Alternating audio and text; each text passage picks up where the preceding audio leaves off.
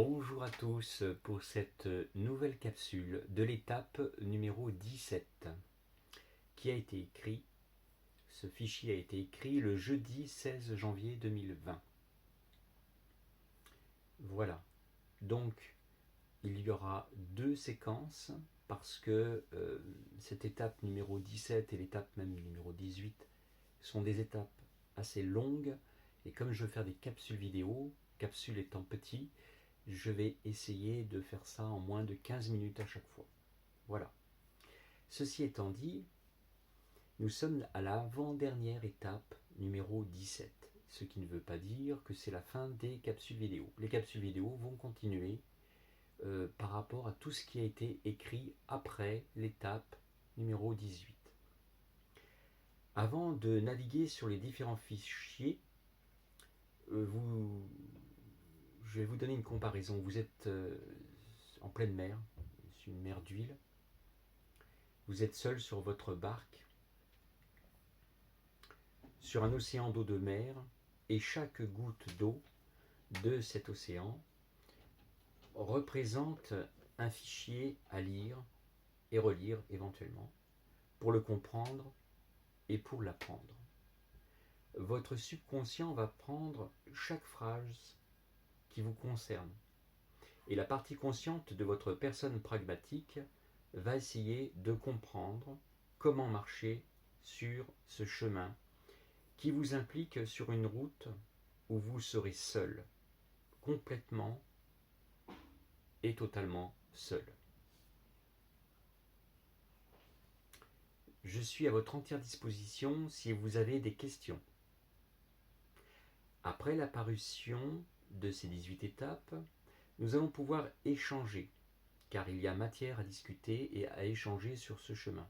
Même si déjà nous échangeons, nous pouvons encore plus échanger, parce que c'est très intéressant. C'est la vibration du groupe sur la même fréquence qui va permettre notre évolution vers le meilleur de nous-mêmes. Nous sommes au stade embryonnaire, comme je l'ai dit plusieurs fois, qui dure 8 semaines jusqu'à son abolition. Cette période aboutit à la formation du fœtus pour le mois de mars. Le mois de mars étant fini, nous sommes au mois d'avril.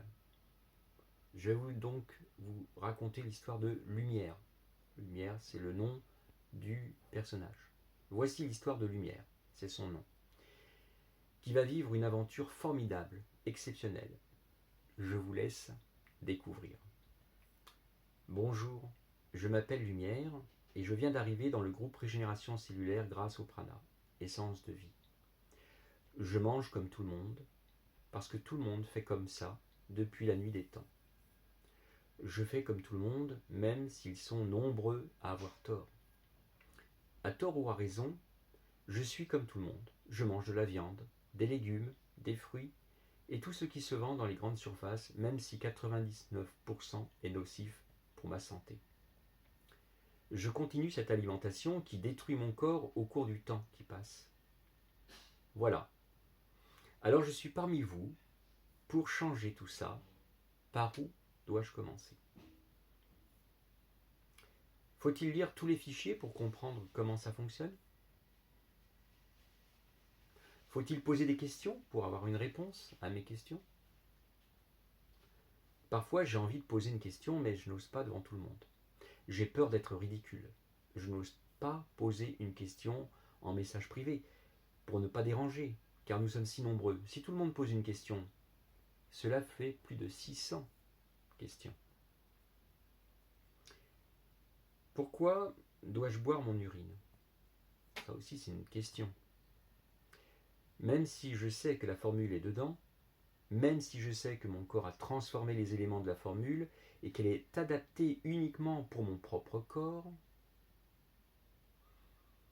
pourquoi devrais-je faire une chose unique, rien que pour moi, et m'éloigner de la foule, et prendre un autre chemin où je serai seul dans la vie de chaque jour, sans personne pour me soutenir ?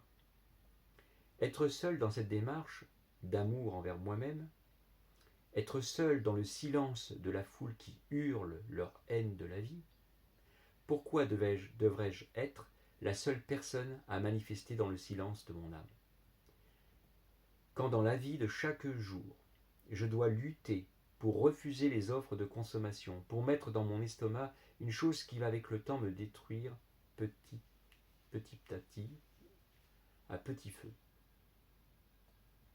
C'est moi, lumière, qui vous parle de ce que je vis chaque jour. Comment trouver la force de résister à ces avances des gens bien intentionnés qui chaque jour me demandent si je peux consommer cette nourriture? Si votre estomac pouvait parler et que vous lui demandiez son avis lorsque vous faites entrer un aliment dans votre bouche, sa réponse risquerait de vous surprendre. Une drogue ou un poison en petite dose ne vous tue pas dans l'instant. Alors vivons le moment présent sans voir d'où vient le danger, car pour vous, un humain de 90 ans n'a plus de raison de vivre sur Terre. Il doit laisser sa place aux jeunes. C'est un petit peu la politique de M. Macron actuellement. Dans les EHPAD, quoi ils servent ceux qui ont 95, 98 ans? Ils ont le coronavirus. On va leur injecter un produit létal et puis voilà, ça fera moins de retraite en plus à payer. On doit laisser la place aux jeunes.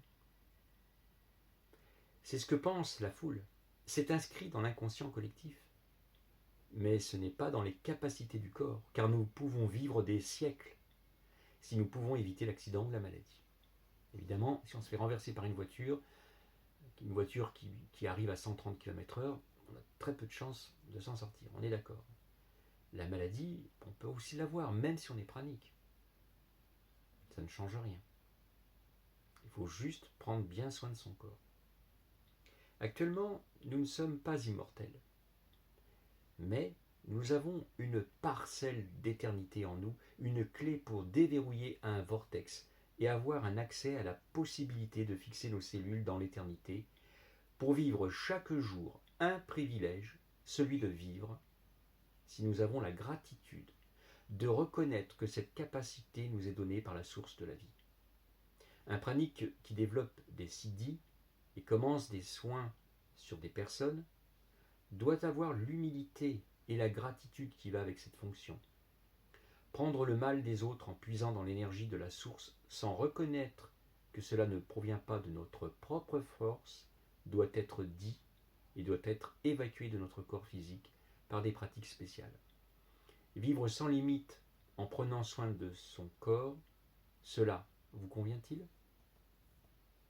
Moi personnellement, si je suis dans ce groupe, c'est pour marcher sur ce chemin de vie et d'amour avec ce corps que l'on m'a donné à ma naissance. Un jour, nous serons jugés sur notre capacité de prendre soin de ce corps que l'on nous a prêté. Notre âme doit prendre soin de ce corps et apprendre comment en prendre soin. Pour apprendre comment faire, je vais lire la notice et ensuite, je vais suivre en pleine conscience, le processus. Je sais déjà que cette expédition n'est pas une simple promenade en forêt. Je sais que je vais devoir m'entraîner avant de réussir. L'étape ultime du basculement de mon corps dans une vie où l'énergie que je vais lui donner sera la plus propre, la plus écologique et la plus saine que mon corps puisse accepter. Dans cette étape numéro 17, je compte vraiment faire un effort pour au moins essayer de voir, jusqu'à la prise de sang, si mon corps a changé quelque chose de positif en moi. Rien ni personne à part nous-mêmes avons la possibilité d'avoir le choix de transmuter dans une autre dimension, la 5D, que celle que nous vivons actuellement, la 3D. Cette étape 17 est une réflexion profonde sur notre présence devant la source, ici et maintenant. Dans le choix que nous faisons aujourd'hui se joue le jugement de demain. Vous avez une possibilité de réussir. Tout dépend de vous-même. Tout dépend de moi-même. Oui, je m'appelle Lumière et je viens d'arriver dans votre groupe. Le temps a passé et je vous raconte mon futur. Un jour, j'ai arrêté de manger, mais j'ai continué de boire de l'eau. Chaque jour, je me suis pesé. Mon poids est resté stable. Et un jour, j'ai commencé à prendre du poids. 400 grammes par semaine, 1,6 kg par mois, 19,2, donc 19 kg et 200 grammes en un an. Que s'est-il passé pour que mon corps augmente sans prendre de nourriture solide? Mon corps a trouvé une énergie sans limite. Il s'est gavé de photons, de nombreuses particules de lumière, et mon esprit a laissé faire, car mon mental était avide de cette énergie sans limite. Si vous voulez trouver les secrets de l'univers, pensez en termes d'énergie, de fréquence, d'information et de vibration, disait Nikola Tesla. Dans les secrets de l'univers, il y a une énergie sans fin, créée par un moteur qui se trouve dans notre estomac, qui est actif sur une certaine fréquence. Lorsque nous avons la bonne information, alors une certaine vibration déclenche un moteur pranique extrêmement puissant, qui tourne comme un vortex et qui ramasse les photons avec une énergie incroyable.